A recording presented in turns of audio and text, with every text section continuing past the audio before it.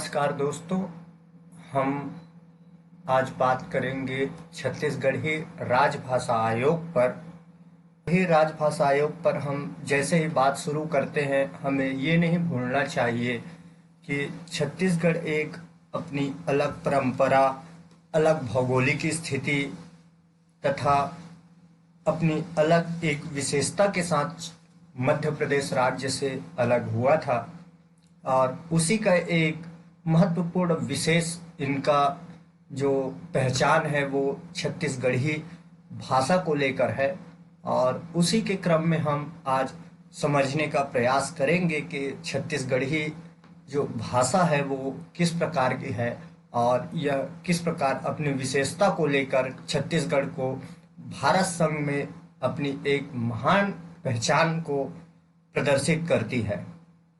तो छत्तीसगढ़ी भाषा में हम देखें तो पहले जो हमारे छत्तीसगढ़ के ही एक महान जन नायक, जन सुधार गुरु घासीदास जी हैं, जिन्होंने छत्तीसगढ़ी में अपना एक मनखे मनखे एक समान। तो दोस्तों, मनखे मनखे एक समान हमें समझना ही चाहिए और उसी के क्रम में हम आज शुरुआत करेंगे। तो बने रहिए आप हमारे ATV ऑनलाइन क्लास के साथ और छत्तीसगढ़ी राजभाषा आयोग को समझने का प्रयास करें। छत्तीसगढ़ी राजभाषा आयोग की हमें आवश्यकता क्यों पड़ी दोस्तों? छत्तीसगढ़ी राजभाषा आयोग की हमें आवश्यकता इसलिए पड़ी क्योंकि हमारे जो छत्तीसगढ़ के विभिन्न भाषा बोली जो छत्तीसगढ़ में अपनी एक पहचान को बना रखा है, वह धीरे धीरे लुप्त होते जा रहा है, जिनके सुरक्षा व पुनः प्रयोग के लिए यह छत्तीसगढ़ ही राजभाषा आयोग का गठन किया गया है, जिसके गठन वर्ष 2007 में किया गया था। और उद्देश्य देखें तो दोस्तों, छत्तीसगढ़ी राजभाषा के जो मुख्य उद्देश्य है वो छत्तीसगढ़ के राजभाषा को, छत्तीसगढ़ी राजभाषा जो है उसको उसके प्रचलन और विकास एवं राजकाज में उपयोग हेतु समस्त उपाय करने के उद्देश्य से इसका गठन किया गया है। छत्तीसगढ़ी राजभाषा आयोग, तो छत्तीसगढ़ी राजभाषा आयोग जो विधेयक के माध्यम से इसको लागू किया गया था और विधेयक का नाम है दोस्तों छत्तीसगढ़ राजभाषा संशोधन विधेयक 2007। और यह विधेयक जो पारित हुआ था वो 28 नवंबर 2007 को पारित हुआ था।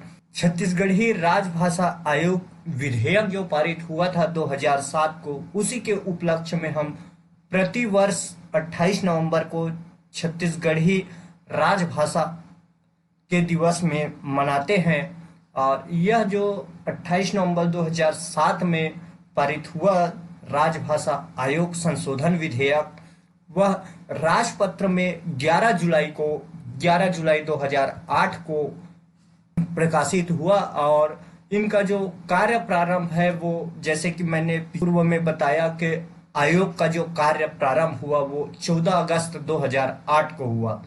और छत्तीसगढ़ी राजभाषा आयोग के जो कारोबारी दिवस है उसको हम यही जो पारित हुए 14 अगस्त 2008 को प्रारंभ हुआ, उसी के उपलक्ष्य में हम छत्तीसगढ़ी राजभाषा कारोबारी दिवस प्रति वर्ष 14 अगस्त को मनाते हैं।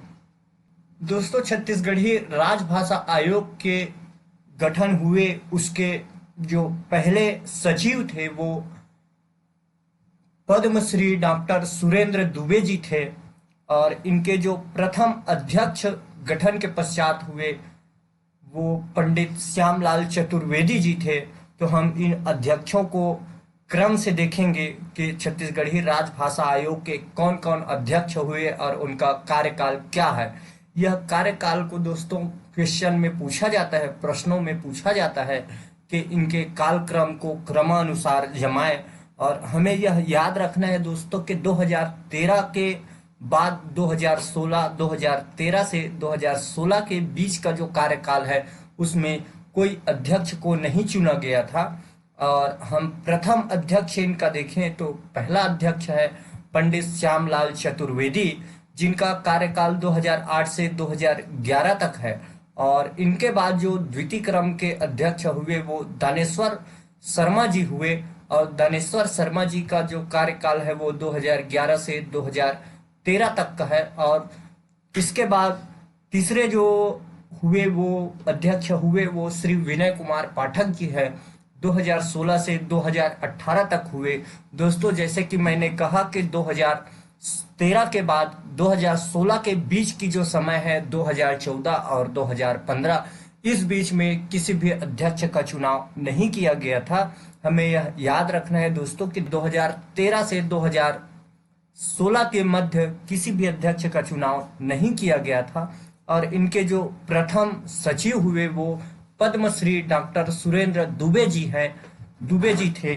और इनके प्रथम अध्यक्ष को देखें तो प्रथम अध्यक्ष पंडित श्यामलाल चतुर्वेदी जी है। और इनका प्रथम कारोबारी बैठक जो हुआ 14 अगस्त 2008 को हुआ था। और 14 अगस्त 2008 को ही हम कारोबारी दिवस के रूप में मनाते हैं, छत्तीसगढ़ी राजभाषा कारोबारी दिवस के रूप में मनाते हैं। छत्तीसगढ़ी राजभाषा आयोग गठन तो हो गया, किंतु इनका लक्ष्य क्या है? तो छत्तीसगढ़ी राजभाषा का जो लक्ष्य है वो छत्तीसगढ़ी राजभाषा को भारतीय संविधान के 8वीं अनुसूची में विशेष दर्जा दिलाना है। और 8वीं अनुसूची में यह विशेष दर्जा प्राप्त हो जाता है दोस्तों, तो यह एक छत्तीसगढ़ के लिए बहुत ही विशेष कार्य होगा। और छत्तीसगढ़ी भाषा जो है वो राजकाज में हम इसे प्रयोग में ला सकेंगे। और दूसरा जो इनका मुख्य विशेषता है वो छत्तीसगढ़ी भाषा को राजकाज के भाषा में उपयोग में लाना है। और तीसरा जो है वो त्रिभाषाई भाषा रूप में पाठ्यक्रम में शामिल करना है। छत्तीसगढ़ी राजभाषा के जो अन्य कार्य हैं वो इस प्रकार है, जैसे कि हिंदी छत्तीसगढ़ी पुस्तक प्रकाशन शोध का कार्य है। और दूसरा इनका जो कार्य है वो छत्तीसगढ़ी हिंदी शब्दकोश के निर्माण का कार्य है। रामचरितमानस को छत्तीसगढ़ी भाषा में अनुवाद कर उनके शब्दों के शोध कार्य हैं। और अगला देखें दोस्तों कि छत्तीसगढ़ी राजभाषा आयोग द्वारा कौन कौन से योजनाएं चलाई जा रही है। तो इसमें पहला जो योजनाएं चलाई जा रही है वो है छत्तीसगढ़ी राजभाषा आयोग में छत्तीसगढ़ी या छत्तीसगढ़ से संबंधित किसी भी भाषा की पुस्तकों को क्रय कर संग्रहित करने के लिए योजना चलाई जा रही है, जिस योजना का नाम है माई कोठी योजना। यह योजना दोस्तों छत्तीसगढ़ी राजभाषा आयोग के द्वारा चलाई जा रही है। और दूसरा जो योजना है वो बिजहा योजना है। छत्तीसगढ़ के बिजहा योजना दोस्तों छत्तीसगढ़ के लुप्त हो रहे शब्दों को संग्रहित करने हेतु बिजहा योजना प्रारंभ किया गया है, जिसका मुख्य उद्देश्य छत्तीसगढ़ी शब्द जो प्रचलन से बाहर हो रहे हैं उन शब्दों को पुनः प्रचलन में लाना और पुनः इनका प्रयोग को बढ़ाना, इन शब्दों के प्रयोग को पुनः बढ़ाना। और छत्तीसगढ़ी राजभाषा आयोग के कई सम्मेलन हुए दोस्तों, जिनमें से हम क्रमानुसार देखें तो इनके 6 सम्मेलन हुए। और 6 सम्मेलन में प्रथम सम्मेलन जो है वो भिलाई में हुआ था, 23 एवं 24 फरवरी 2013 को हुआ था इनका प्रथम सम्मेलन। और द्वितीय सम्मेलन रायपुर में हुआ था जो 24 एवं 25 फरवरी 2014 को संपन्न हुआ था। और तृतीय सम्मेलन इसका बिलासपुर में हुआ था जो 20 एवं 21 फरवरी 2015 को हुआ था।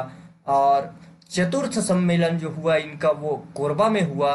कोरबा में चतुर्थ सम्मेलन जो हुआ दोस्तों वो 19 एवं 20 फरवरी 2016 को हुआ था। और पंचम प्रांतीय सम्मेलन जो है वो राजिम में हुआ था। और यह पंचम सम्मेलन जो है वो स्वर्गीय संत कवि पवन दीवान जी को समर्पित था और 28 एवं 29 फरवरी 2017 को हुआ था।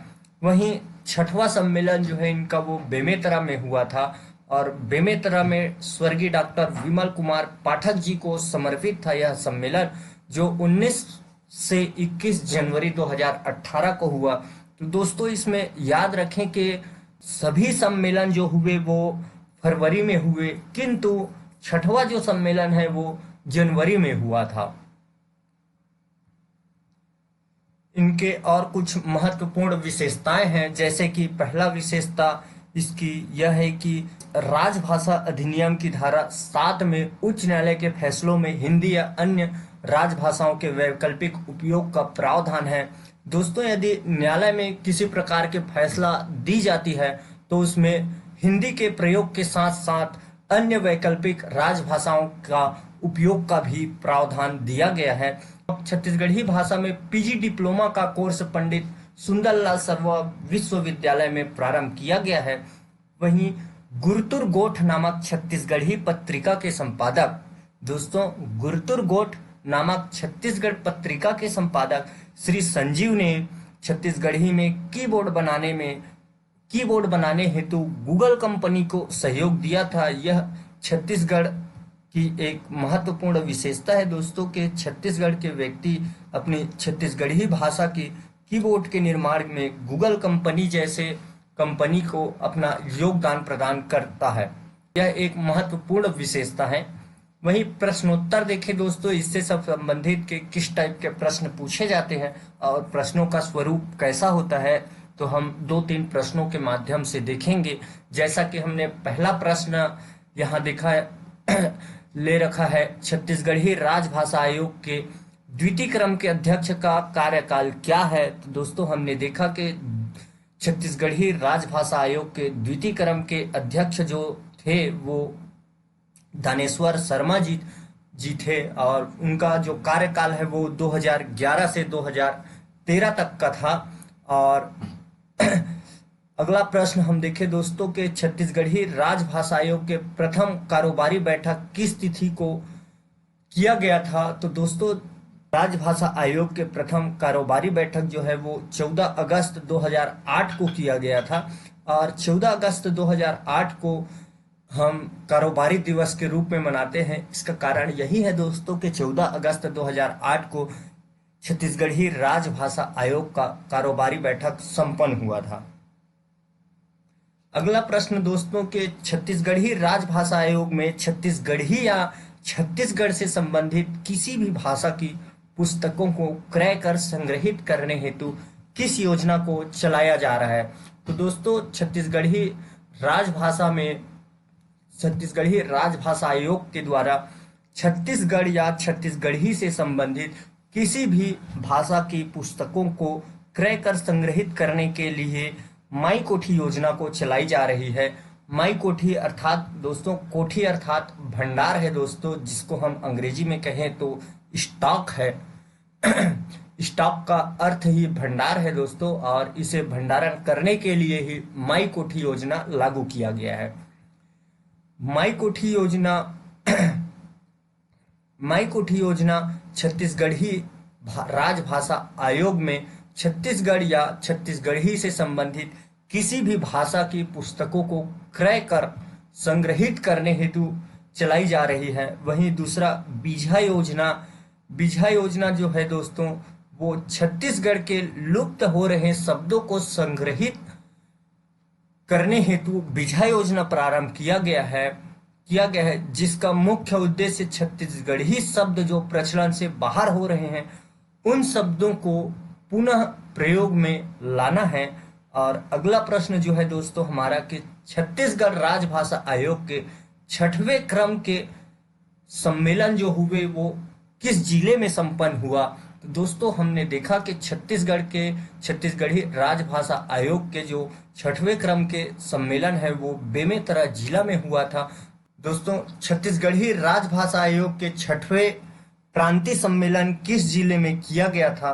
दोस्तों छत्तीसगढ़ी राजभाषा आयोग के जो प्रांतीय सम्मेलन है वो 6वें क्रम के सम्मेलन बेमेतरा जिले में किया गया था और इनका मुख्य विशेषता यह है कि यह समर्पित था डॉक्टर विमल कुमार पाठक जी को और यह सभी सम्मेलन जो हुए वो फरवरी माह में हुए, किंतु 6वां सम्मेलन जो है वो जनवरी माह में हुए और 19 से 21 जनवरी 2018 तक हुए।